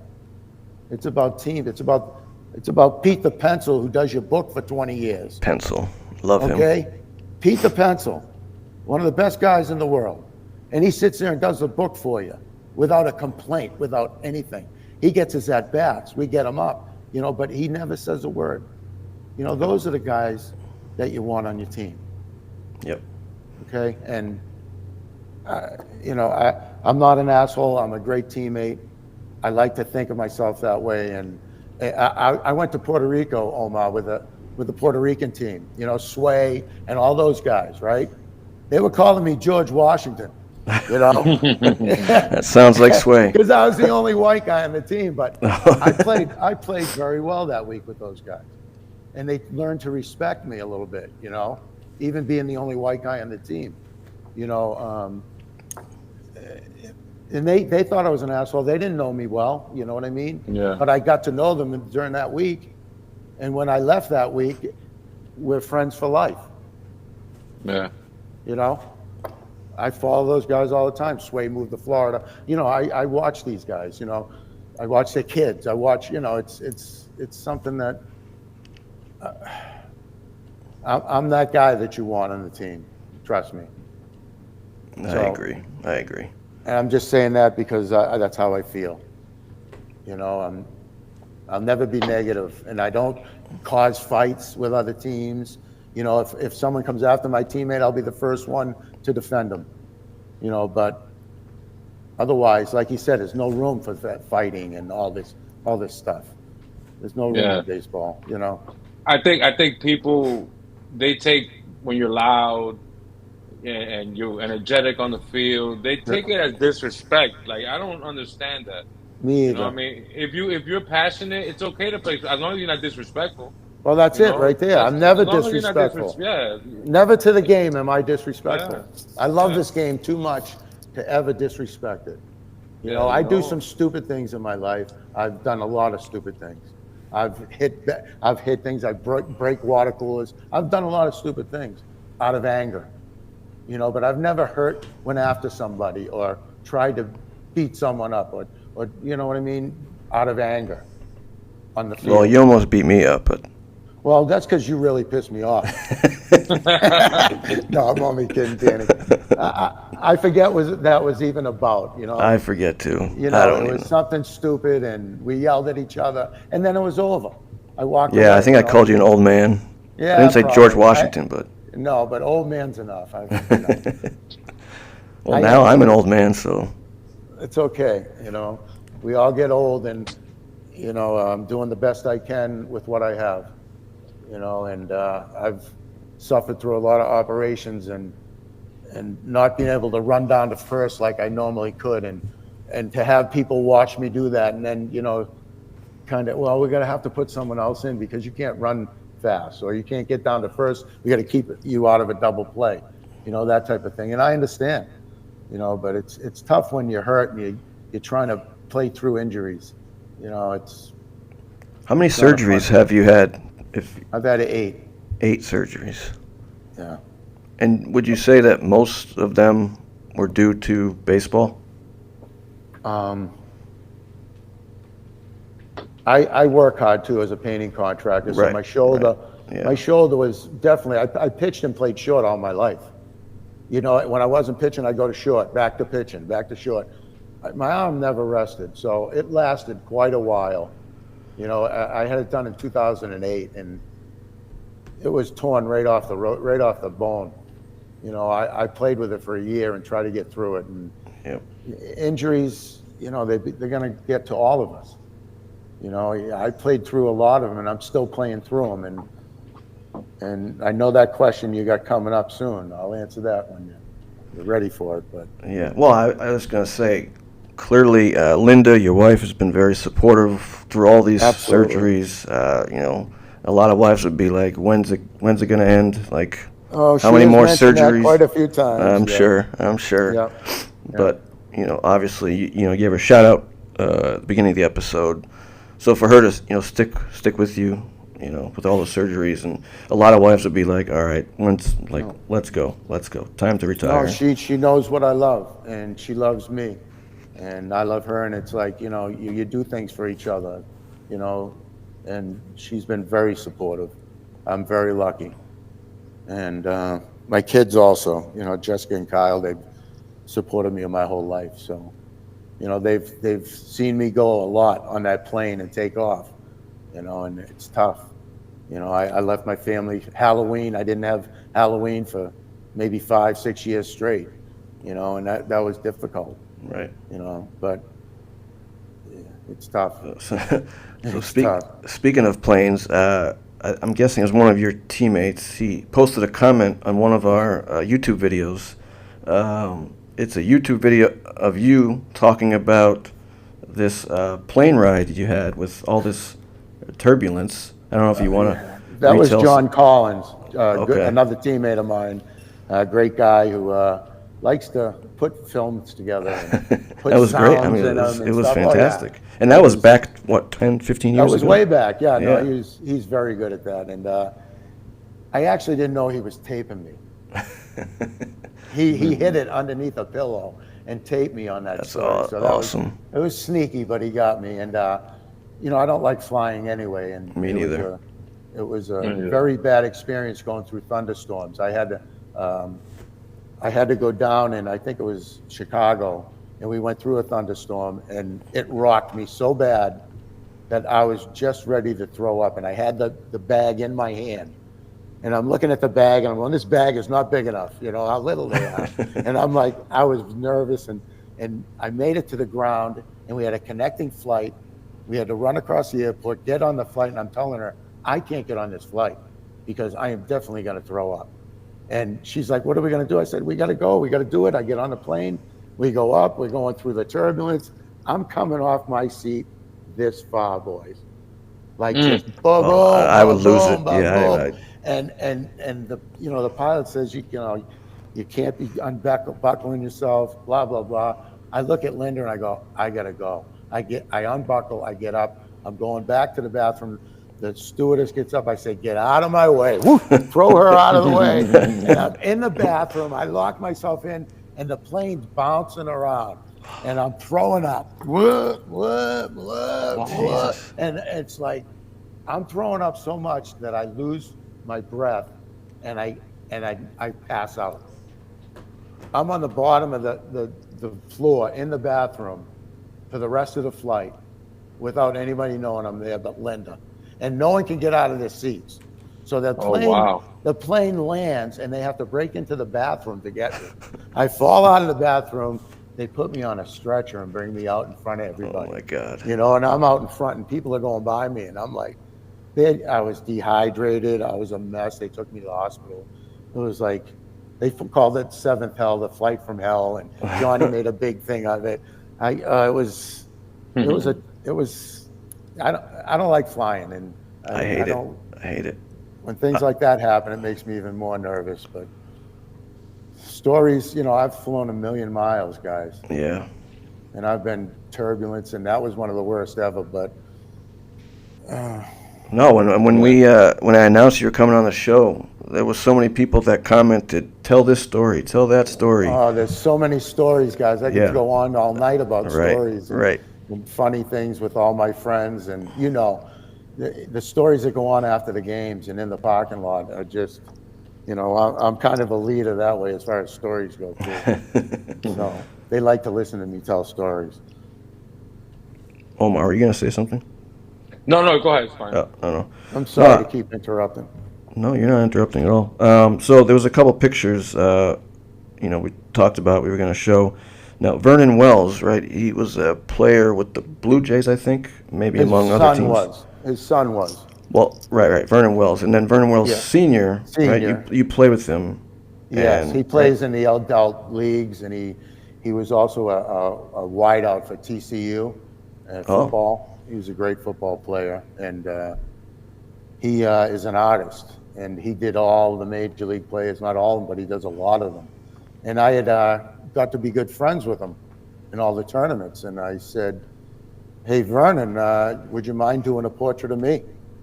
And he said, "I'd be happy to do a portrait of you." And he actually, this picture about the show, he made it up.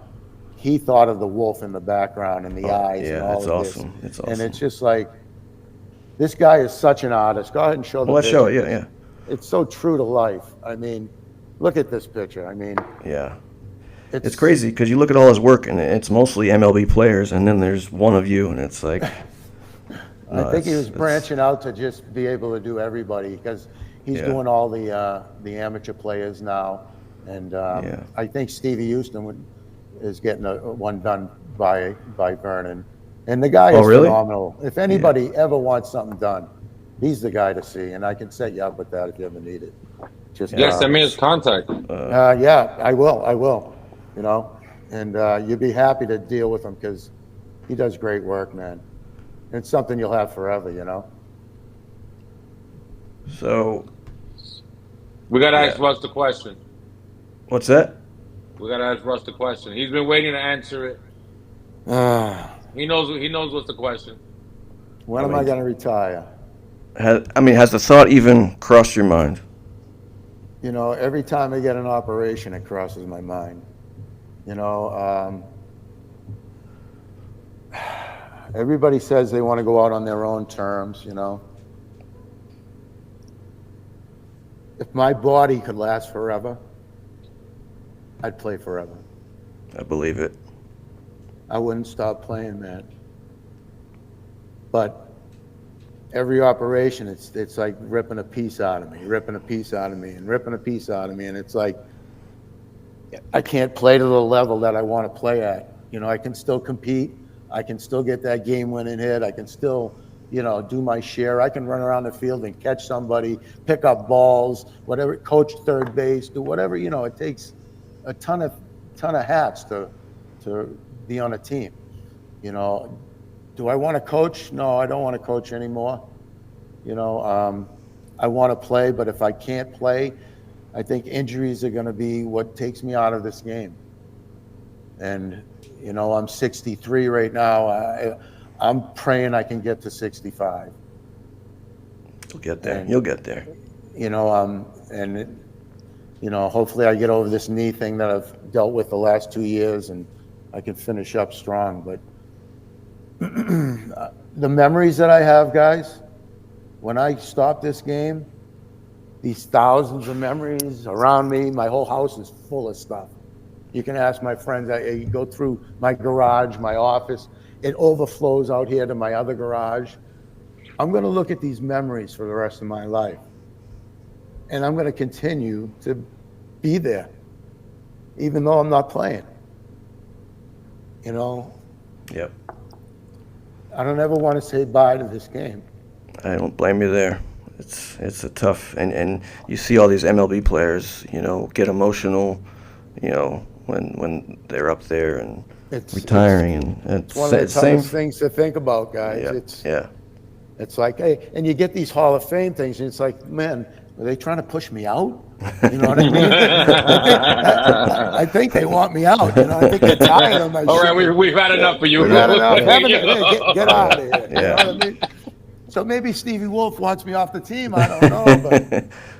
But Well, someone needs to induct him into the Hall of Fame now that everyone there's. does ask. It's like when you got Hall of Fames, you should be retired now. It's like, I'm close, guys. I'm very close, and I'm on the 18th fairway, coming up to the green.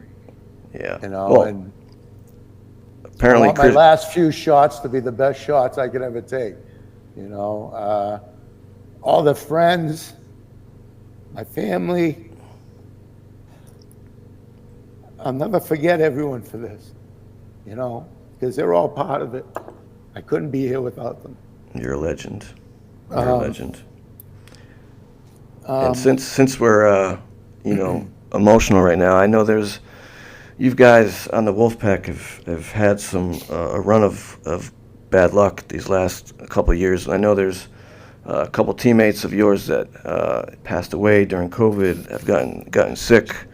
I know you wanted to Jeff Fox. I was in a tournament with Jeff, a holiday classic, and I had a drink with him after the tournament ended, and I was saying bye to him. See you at the next tournament. This is when COVID had just really started to hit strong, and he hadn't had a shot yet. And I said, I'll see you next tournament. And 3 days later, he's on a respirator, fighting for his life. It's crazy. 2 weeks later, he's dead. It's crazy. I got him up there on my wall. His shirt, his pictures, they're right here with me. He'll never be forgotten. Rodney Tafoya had a stroke. I'm sure everyone has heard about Rodney. Rodney's battling for his life, battling to get back into a normal, everyday routine. I want people to pray for him.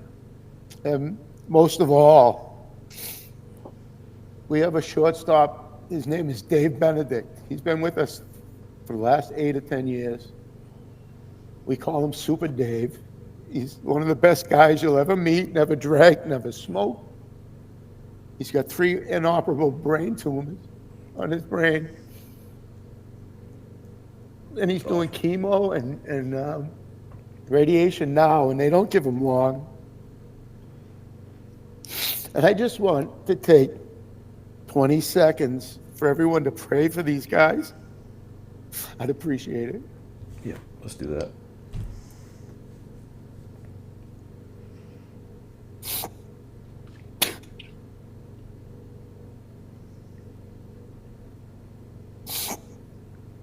Thank you, everyone. Thank you, and God bless Dave Benedict.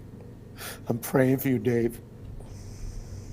And there was one other picture I wanted you to show. Yeah. I'll put that up. This picture that everyone's going to see right now. Sorry. This is how I am picturing going to heaven on a walk-off grand slam. And I want my family and all my teammates and friends and everybody there to greet me just like this picture. I just want everyone to think about that feeling that you get. And all my teammates will know this feeling, and you guys know this feeling of what it would be like to be coming home and having everybody greeting you, including the umpires, the fans, all your family members.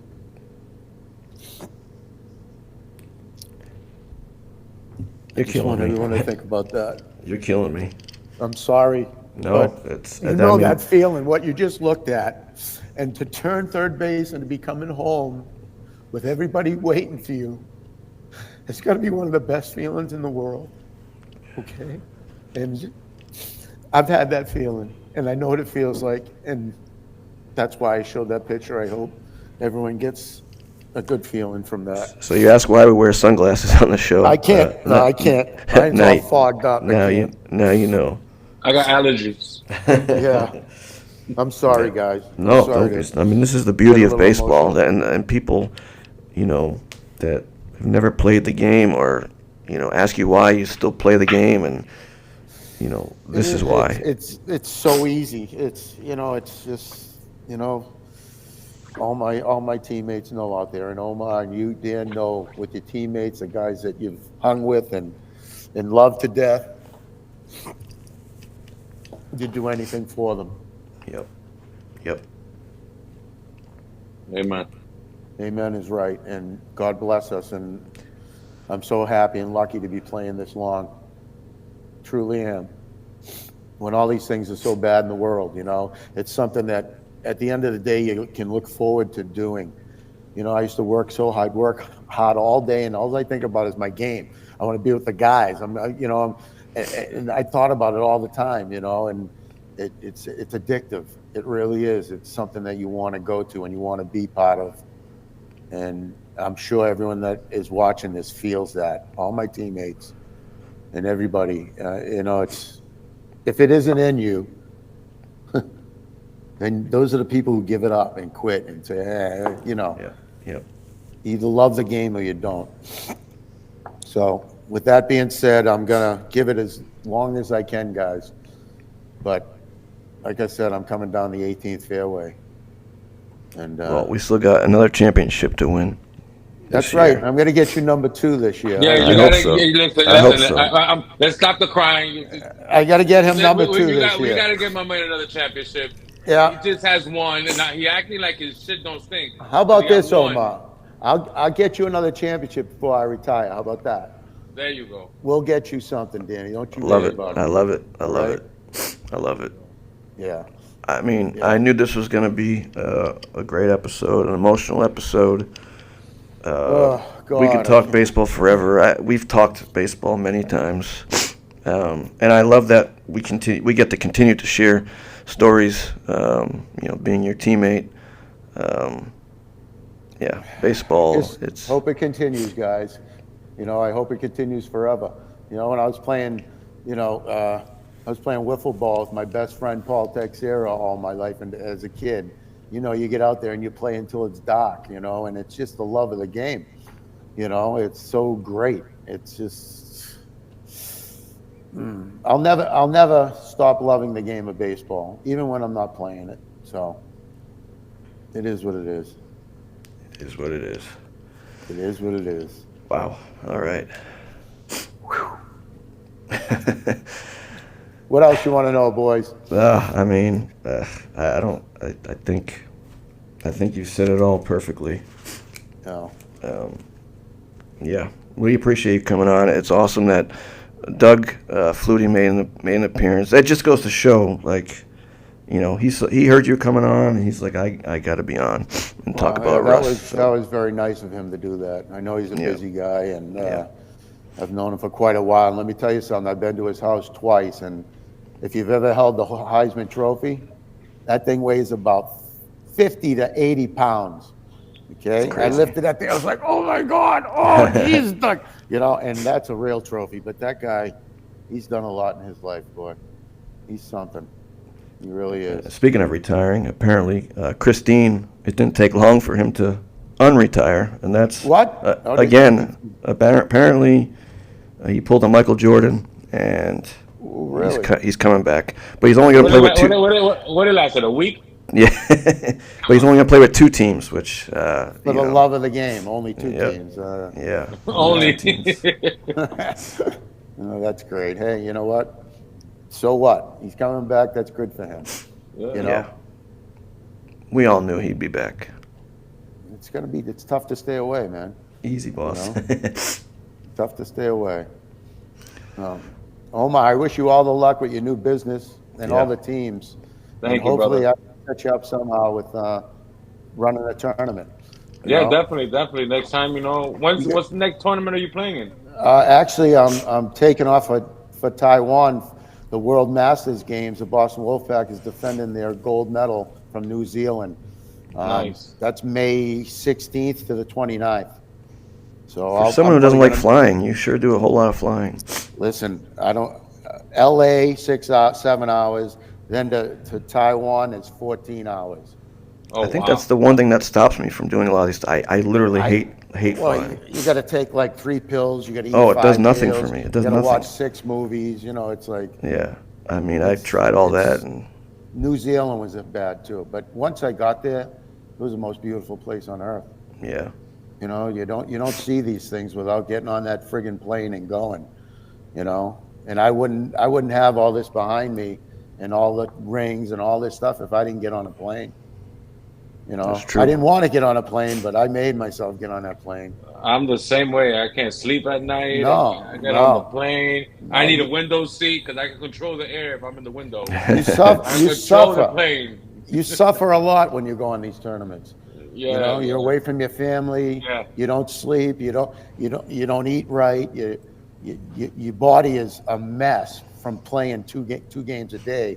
And it's a war of attrition. So, how about I challenge these guys in Boston to get a Yes. team out there, and I know the talent in Boston is phenomenal. Yes. You guys can win championships. You put the right teams together, and you go out there. I'm telling you, we could have some great Boston championships, and I hope it happens with a lot of these younger guys, because it's out there. You just got to go get it. Yeah, and I'm trying to spearhead that. We're going to Myrtle Beach in September, and I'm trying to get a younger group, 25 plus, from Boston players Yeah. to go down there because these guys don't understand what they're missing. No, once it's they a get there, big- they're gonna know. They're gonna know when they're in the airport coming back home. They can't wait to come back. Oh yeah, they're gonna be going, wow. Why didn't they tell us about this earlier? You know what I mean? even the local tournaments, I say the same thing with the Cape tourney. Like until Well, you've yeah, I been, mean, you don't realize. Like, Peter Beck and Al Al. Mazel, they started that whole tournament, and yep. I've got the original trophy back. Do you guys want to see the original? Yeah, trophy? let's. Let's see it. Hold on a second. Hold on. Probably a lot nicer than the ones the Holiday Classic. Allegedly. Oh yeah, that's nice. 2003, original first Cape Cod tournament trophy. Nice, Right here to the Middlesex Thunder. awesome. Peter Beck gave me that to hold on to. That's awesome. All our names on it. It's pretty cool. Pretty cool. That's guys. actually for the CHBL. That's our MVP trophy. Oh, it looks Same just one. like this? It's a nice trophy. It's heavy, right? Yeah. Oh, yeah. Yeah, it's a nice trophy. These are real trophies, not like the ones you Yeah. get at the tournaments, Yeah. There's a couple back there. The tournaments are getting, they got to start spending a little more money on the players. Especially all the They used money to you give pay to play. Yeah, they used to Like, give us cleats. They give us a brand new A2000 if you won, and there was a lot of good presents back then, but it's definitely changed. They got to pick it up a little bit. someone's got to talk to Siegler. Yeah, Siegler. Yeah. Oh, yeah. Absolutely. It's tough to get a hold of him, but yes. Yeah. Yeah. Him Omar's and, going to change the Barry. game. Yes, we are. We're gonna change it. We already do. You got to play the Boston World Baseball Classic. My Yes, I'm looking forward to that.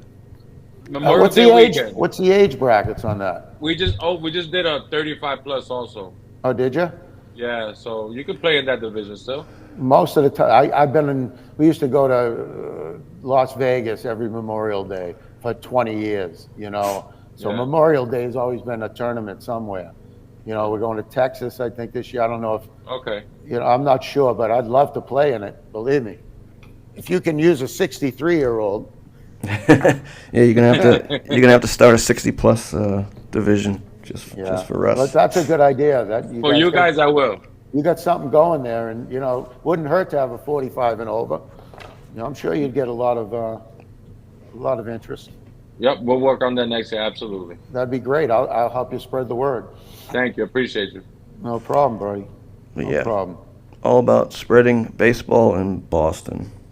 Yes, sir. It was a great episode, Russ. Yes. I got to really know you a little bit better, Well, thank you, Omar, because, I was always battling against you, with J.M. Force and those guys, and everybody hated me then, so it didn't, Hey, I'm probably one of the most hated people involved in baseball. You know what it is? And I'm not nowhere what people think. I'm nowhere near what they think. So let them Omar, think. It's jealousy. Yeah, it's okay. I mean, jealousy, okay? Success breeds envy and jealousy, so. It's the truth, and that's okay. You let them think what they want of you because you know what you are, just like I know what I am, Exactly. You're a good human being, boss. Well, thank you. I appreciate that, man. You're a good human being. And that's why I have all this behind me, because all my teammates and what we've done. It wasn't just me, man. It was teammates, so. God bless all my teammates, man. Keep swinging, my man. Keep swinging. And by the way, Russ, if there's any type of GoFundMe or anything for Dave and those guys, I don't know if there is or not, but I will find out. And we can post it on our page. Great. Yeah, that would be great. And I'll talk to Mike Noto and the guys down in Florida, and I'm sure they'll come up with something. But, sounds good. It's one of the worst things, It's always to the best people the best too, right? guys, I always, know it is. always. It's unbelievable, but You're better off being an asshole in this world, I swear. yeah, you're right. Let's start. You want to start now? Fuck it, they already think you are, so might as well. Yeah, might as well be on there. Right. I know. You know what? I'm getting the fuck off the show. I see you guys. Yeah, I gotta go clear my sinus. Crying shit. Yeah. Screw you, people. I love it. Well, it's good what you guys are doing here and recognizing Boston baseball and continuing to strive to get people to play and do tournaments and do different things. You gotta get it out there because people don't know. Yeah. People don't know. So good luck with everything, guys. Russ, It's been an absolute pleasure here. Pleasure is all on this side of the table. Thank you for I being wish on I the could have show. told more funny stories, but hey, that's for after games. You guys want to come over and listen to a few? You can. I'm sure we could talk for days. Yeah, we could. All right, Russ. Gentlemen, It's been a pleasure. Thank you. until it's over. Until it's over. Keep swinging. Keep Happy swinging. St. Patty's Day. Oh, happy St. Patty's Day. There it is. Hey, everyone's Irish Oh, tomorrow. I didn't even see your beat. We're all Irish tomorrow, baby. Luck Yeah, of the baby. Irish tomorrow, guys. And Everyone go get figure, this good is luck episode tomorrow. 17, right? Yes, Funny sir. how that worked. Yeah. That's right. Yeah. Pleasure. Thank you, Russ. Thank you. All right, gentlemen. All right. Have a good night. See you again. Have you a too. good night. Thank you. Talk Bye-bye. soon. Bye-bye. Oh, man. Whew. There it is. I was not expecting to get so emotional. I mean, That's you the own beat. 2 cats. So that's, Somehow the cats always seem to come up, right? yeah, all you about own the 2 cats. cats, so you're a little soft, but I'm Yeah. leave you alone. Oh, I love it. What's the line in baseball? Oh, you can't. How can you not be romantic about baseball? I was trying to think of it for the last 5 minutes, but it's so true. So true. I'm impressed with your hat, bro. Thank you. You did a good job with your costume. Next I'd like to time, give a send him shout out to my along. stepdad, Warren. Call him Walnuts. He hooked me up. Walnuts. Yeah, we call him Walnuts. Oh man. Yeah, I don't even don't wanna ask. know. Don't ask. Warren Walnuts. It's Nah, that's yeah. I got a crazy family. That's a whole nother story. Well, good show. All right, buddy. Yeah. It's getting late. Yes, sir. So next week we got Chris. I can't think of his last name. At the moment, I don't have my laptop and all the info, but he coaches down in South Carolina, college coach down in South Carolina, grew up in Massachusetts. He'll be on next week. Oh, no, I'm sorry. Brandon Anderson is next week. Hey, make sure you don't forget. See, I almost did it again. I'll get blamed for it. Right. I think at least. And then we got, Zach, a couple buddies of yours. No, that's you, not me. No, Steve and Zach, the WBC managers. For some reason, I'm getting echoes. Oh, how about now? I can still hear it. Oh, I'm not sure. It's like a delay. Oh, I don't know. Well, anyway, stay tuned for next week. We got guests filled throughout March and into April, so hope you tune in. Thanks for tuning in tonight for this episode, and thank you, Omar.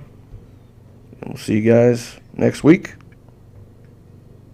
All right, guys, have a good night. See you next week. Thanks for watching. Peace.